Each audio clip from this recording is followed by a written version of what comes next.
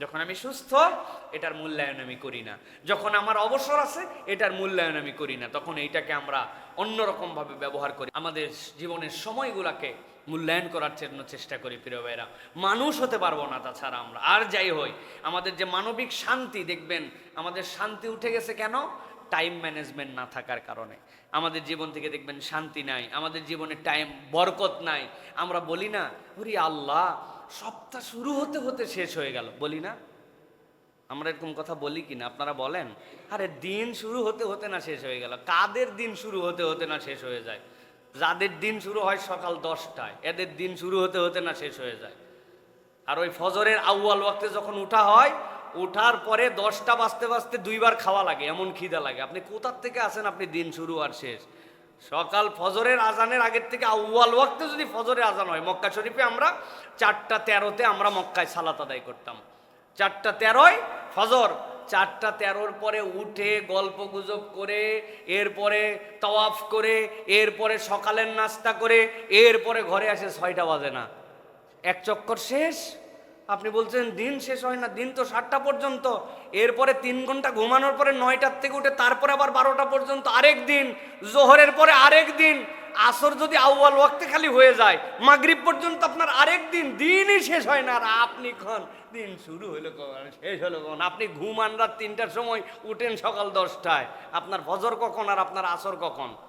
প্রিয় ভাইয়েরা, এই জন্য প্রিয় ভাইয়েরা, দিন, এই যে নামাজ, দাওয়া, সমাজসেবা, এইগুলো আপনার একটা সার্কেলের মধ্যে থাকতে হবে, টাইম ম্যানেজমেন্টের মধ্যে থাকতে হবে।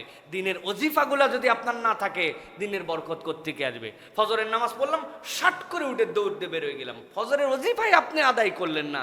ফজরের পরে রাসূলুল্লাহ সাল্লাল্লাহু আলাইহি ওয়াসাল্লাম কতগুলা স্পেশাল দোয়া করতে বলেছেন, সাইয়্যিদুল ইস্তিগফারটা আপনি পড়লেন না, আল্লাহুম্মা আনতা রাব্বি লা ইলাহা ইল্লা আনতা খালাকতানি। আপনি কেমনে মানুষ ফজরের নামাজের পরে আপনি আয়াতুল কুরসি পড়লেন না? আপনি রদিতু বিল্লাহি রব্বান ওয়া বিল ইসলামি দীনান ওয়া বি মুহাম্মাদিন নাবিয়্যুন ওয়া রাসূলা, আপনি দোয়া পড়ে আপনার সকাল শুরু করলেন না। আপনি আপনার সকালের সৌন্দর্য আল্লাহ রাব্বুল আমিনের কাছে উপস্থাপন করলেন না। আপনার কিভাবে আপনার দিন তাহলে টাইম ম্যানেজমেন্টের মধ্যে যাবে? এই আজকারগুলা আমার রুহের খোরাক। আমার যেরকম মুখের খাদ্য আছে, ওরকম আমার রুহের খাদ্য আছে। ওই রুহ অস্থির হয়ে যাবে, ওই রুহ কোনো কিছুতে আপনাকে প্রশান্তি দিতে পারবে না যদি ওর মধ্যে সকাল সন্ধ্যার জিকির না থাকে। আপনি আল্লাহর কাছে বলেনই নাই সকালবেলা, বিসমিল্লাহিল্লাযী লা ইয়াদুররু মা ইসমিহি শাইউন ফিল আরদি ওয়ালা ফিস সামা ওয়া হুয়াস সামিউল আলিম, আশহাদু আল্লা ইলাহা ইল্লাল্লাহু ওয়াহদাহু লা শারীকা লাহুল মুলকু ওয়া লাহুল হামদু ইউহয়ী ওয়া ইউমীত। আপনি বলেনই নাই, এই তাসবিহাতে আপনি শুরু করেন নাই। কেমনে দিন শুরু হবে প্রিয় ভাইয়েরা? মাত্র 5 মিনিট, কিন্তু এইটা আপনার জন্য $1,000,000 প্রজেক্ট। এইটা আপনার রুহের মধ্যে এমন প্রশান্তি দিয়ে দিবে, সাধারণ মানুষদের দূরের কথা, আমরা যারা রাত দিন মানুষে জ্ঞান দিয়ে বেড়াচ্ছি, ওয়াজ করে বেড়াচ্ছি, আমরা নিজেরা সকাল সন্ধ্যার তাসবিহ পড়ার মতো আমাদের সময় নাই। খালি সালাম ফিরানো দেরি, মোবাইলটা অন করে নোটিফিকেশান চেক করতে 1 সেকেন্ড দেরি নেই। মনে হচ্ছে মোবাইলে হাত না দিলে পৃথিবীর টাইম বোম সেট করা আছে, এটা অফ করা লাগবে। আমার টাইম বোমের হাত আমার হাতে, পুরো পৃথিবী ধ্বংস হবে কি হবে না এটা আমার সাথে সম্পৃক্ত, এরকম একটা ভাব নিয়ে আমরা চলাচল করতেছি। এই কথা বললেন না যে প্রিয় ভাইয়েরা? দয়া করে 2টা জিনিস করবেন, 2টা। সকালবেলা ঘুমের থেকে উঠে প্রথম মোবাইলে হাত দিবেন না। টাইম দেখা লাগলে ঘড়িতে দেখবেন, ওতে দূরের সম্পর্ক রাখবেন। ফজর সকালবেলা ঘুমের থেকে উঠে খবরদার মোবাইল ধরবেন না। ফজরের নামাজে খবরদার মোবাইল সাথে নিয়ে যাবেন না, কোনো নামাজেই নিয়ে যাবেন না, বাড়িতে রেখে যাবেন। বাড়িতে এসে আবার মোবাইল ধরবেন।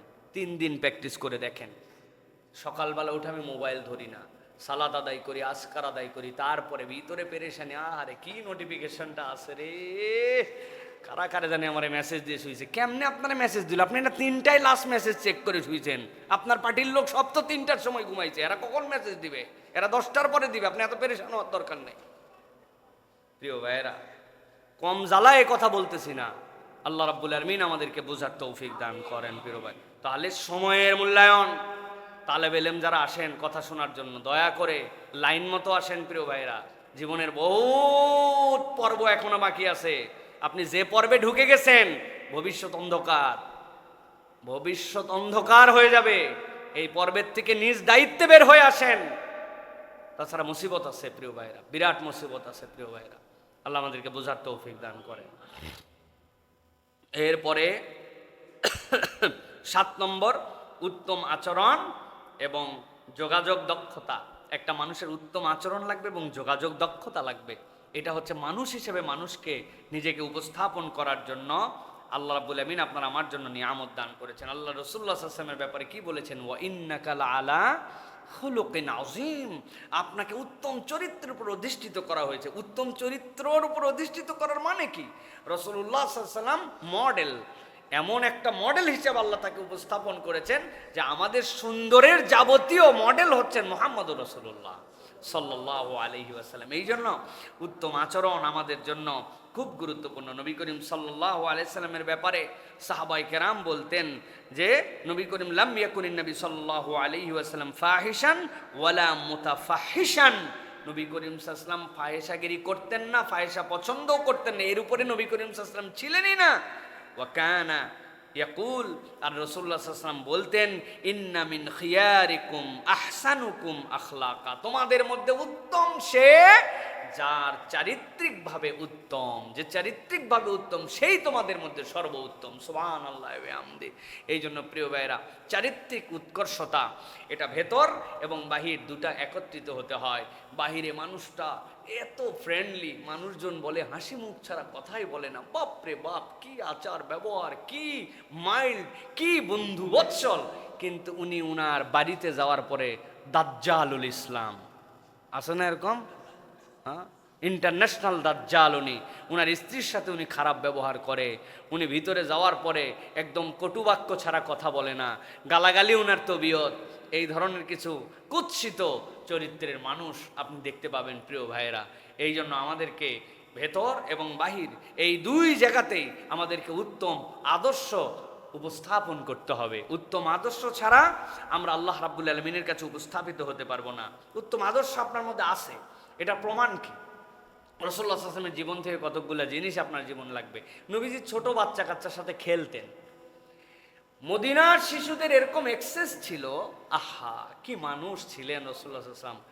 যার মন চাইছে আল্লাহ নবীর হাত ধরে জেনে মন চাই টাইনে নিয়ে চলে যেত। এই লোকটারে পাইছি তো পাইছি, নবীজিরে টাইনে নিয়ে একজন এদিক গেছে, একজন নবীও টাইনে তার সাথে যান। ওরা জানতো টানলে এই ব্যক্তিটা আমাদের সাথে আসবেন আর মাইন্ড করবেন না। সুবহানাল্লাহ। Can you believe that? আপনারা আমার একটা বাচ্চা টাইনে নিয়ে যাচ্ছে যে আসেন তো এই কোনার দিকে বল খালি ড্রেনের মধ্যে পড়ে যায়, আপনি ফিল্ডিংটা এই কোনায় দাঁড়ান। বেয়াদব, তোর বাপ কিছু শিখায় নাই, বেয়াদব কোথাকার মুরব্বী মানুষের হাত ধরে টাইনে নিয়ে উনি বল ঠেকানোর জন্য নিয়ে আসছে। আদব নাই, লেহাজ নাই।